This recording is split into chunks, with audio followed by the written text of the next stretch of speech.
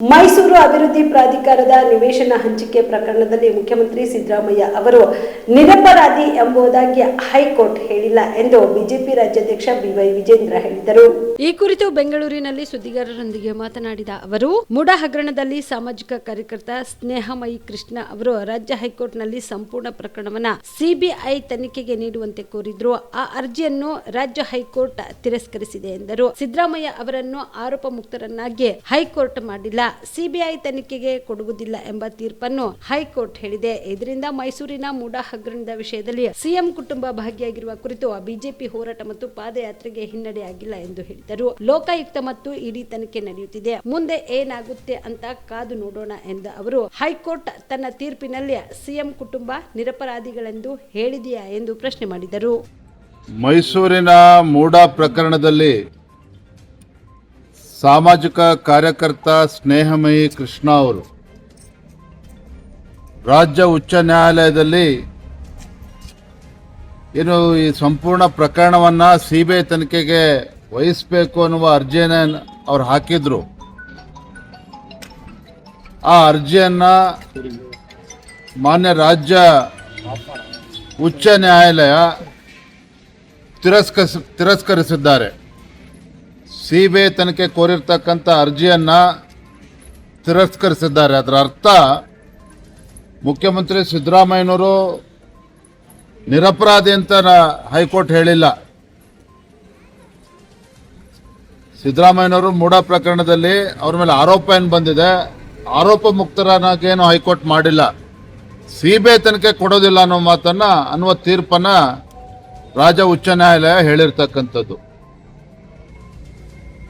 ಭಾರತೀಯ ಜನತಾ ಪಾರ್ಟಿ ನಾವೇನು ಹೋರಾಟವನ್ನು ಕೈಗೊಂಡಿದ್ವಿ, ಬೆಂಗಳೂರಿನಿಂದ ಮೈಸೂರಿಗೆ ಪಾದಯಾತ್ರೆ ಮಾಡಿ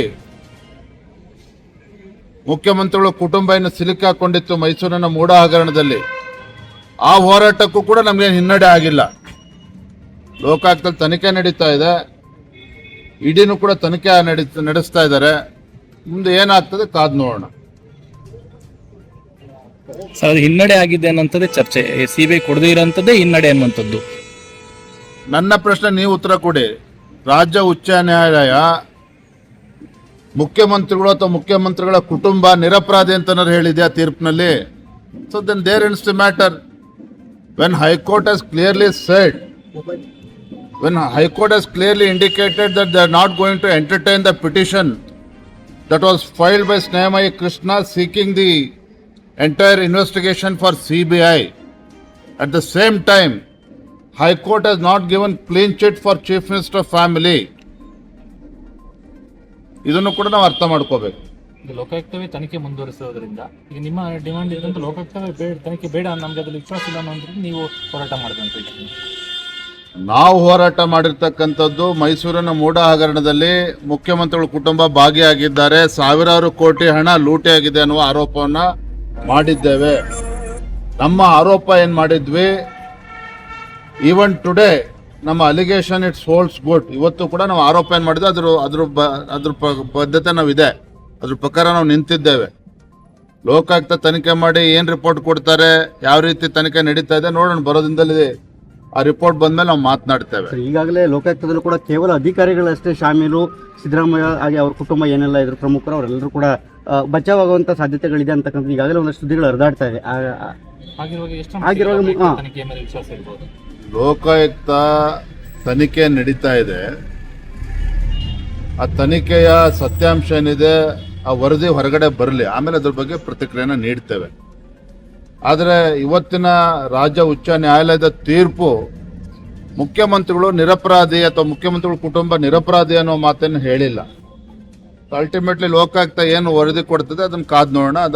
ಅದರ ನಂತರ ನಿಮ್ಮ ಮನೆಯಲ್ಲಿ ಮದುವೆ ಇದೆಯಾ, ಮದುಮಗ ಸೇರಿದಂತೆ ಸಂಬಂಧಿಕರಿಗೆ ಸ್ನೇಹಿತರಿಗೆ ಬಟ್ಟೆ ಖರೀದಿ ಮಾಡೋದಿದೆಯಾ? 10 ಅಂಗಡಿಗೆ ಹೋಗಿ ಬಟ್ಟೆ ಹುಡುಕುವ ಬದಲು ಎಲ್ಲಾ ರೀತಿಯ ಹಬ್ಬಗಳ, ಮದುವೆ, ಶುಭ ಸಮಾರಂಭ ಸೇರಿದಂತೆ ಎಲ್ಲಾ ರೀತಿಯ ಬಟ್ಟೆಗಳು ಇದೀಗ ಒಂದೇ ಸೂರಿನಡಿಯಲ್ಲಿ ಕಲ್ಪಿಸಿದ್ದಾರೆ. ಹಾಗಾದ್ರೆ ಚಿಂತೆ ಬಿಡಿ, ನಿಮ್ಮ ಕಲಬುರಗಿಯಲ್ಲಿ ಮೀರಾ ಮೆನ್ಸ್ ಅವೆನ್ಯೂ ಪುರುಷರ ಬಟ್ಟೆಗಳಿರುವ ಬೃಹತ್ ಶೋರೂಮ್ ಪ್ರಾರಂಭಿಸಿದ್ದಾರೆ.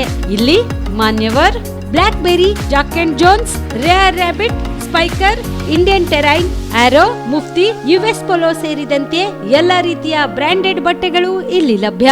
ಇನ್ನೊಂದು ವಿಶೇಷ ಏನೆಂದ್ರೆ ಮದುಮಗನಿಗೆ ಹಾಗೂ ಸಂಬಂಧಿಕರಿಗೆ ಮದುವೆಗೆ ಬೇಕಾದ ಎಲ್ಲಾ ರೀತಿಯ ಬಟ್ಟೆ, ಸೂಟ್, ಶೇರ್ವಾನಿ, ಜೋಧ್ಪುರಿ, ಬ್ಲೇಸರ್, ಪೇಟಾ, ಶೂಸ್ ಸೇರಿದಂತೆ ಎಲ್ಲಾ ರೀತಿಯ ವಸ್ತುಗಳು ಇಲ್ಲಿ ರಿಯಾಯಿತಿ ದರದಲ್ಲಿ ಲಭ್ಯ.